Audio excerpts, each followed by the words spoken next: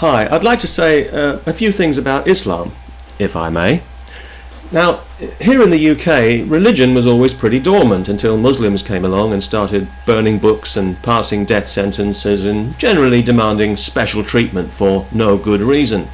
But they've shown everybody else what can be achieved by bullying and intimidation. So now every crackpot in the country feels entitled to respect for their precious beliefs. Beliefs often lifted wholesale from the ramblings of some ancient desert nomad with a psychological disorder. It does seem quite ironic to me that the very people who have clearly made no attempt to think for themselves are always the most vocal in demanding respect for their ideas. But some Muslims go further than this and claim that they are being victimized in British society. But I don't really believe that's true. I do think a lot of people are getting fed up with hearing about Muslims all the time, and they wish that Muslims would just shut up and get on with their lives instead of constantly bellyaching about nothing, but that's not the same as being victimized.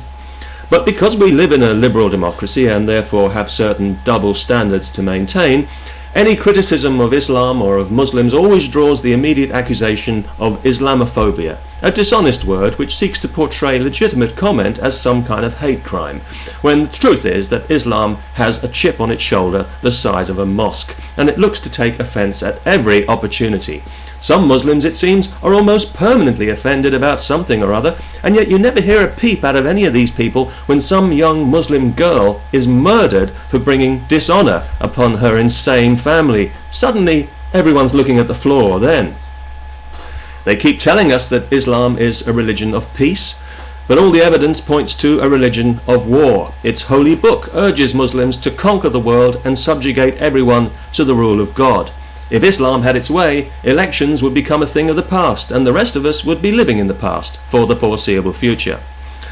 And some people are very keen to bring this situation about, especially the loud-mouthed, rabble-rousing Islamic clerics who we always hear praising the suicide bombers as glorious martyrs. And yet, curiously, you never hear about any of these enthusiasts blowing themselves up for the glory of God. They're always very keen to delegate that particular honour. Despite the guarantee of all those luscious virgins waiting for them in heaven, these guys are so selfless that they can always find somebody more deserving. Now, of course, the whole 72 virgins scenario has become something of a comedy staple, and with good reason.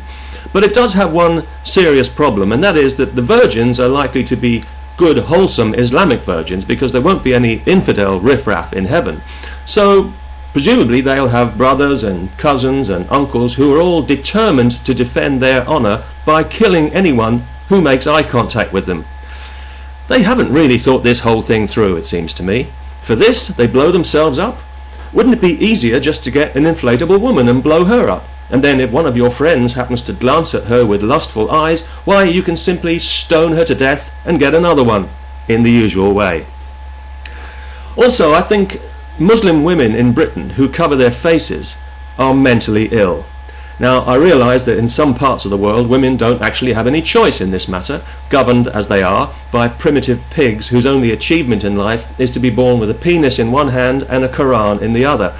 But it just seems to me that if God had intended you to cover your face, then in his wisdom he would have provided you with a flap of skin for the purpose. Of course, if it gave you any sexual pleasure, it would have to be removed. That goes without saying. But I don't want to be too hard on Islam here, for two reasons. Firstly, because I don't want to be murdered by some hysterical, self-righteous, carpet-chewing, book-burning muppet with shit for brains. And secondly, I think we do need to make allowances for Islam, because we have to remember that it is quite a young religion. So maybe right now it's just going through a difficult age. A little headstrong, full of itself, thinks it knows all the answers, but I'm sure it'll learn. I think years from now, a lot of intelligent Muslims will be looking back on all this medievalism and jihad nonsense with embarrassment and shame, like the Germans do with the Nazis. And maybe then we can all have a good laugh about it. But in the meantime, I think that any religion that demands earthly vengeance and retribution for any reason is not really a religion at all, but an illness, and should be treated as such. Peace.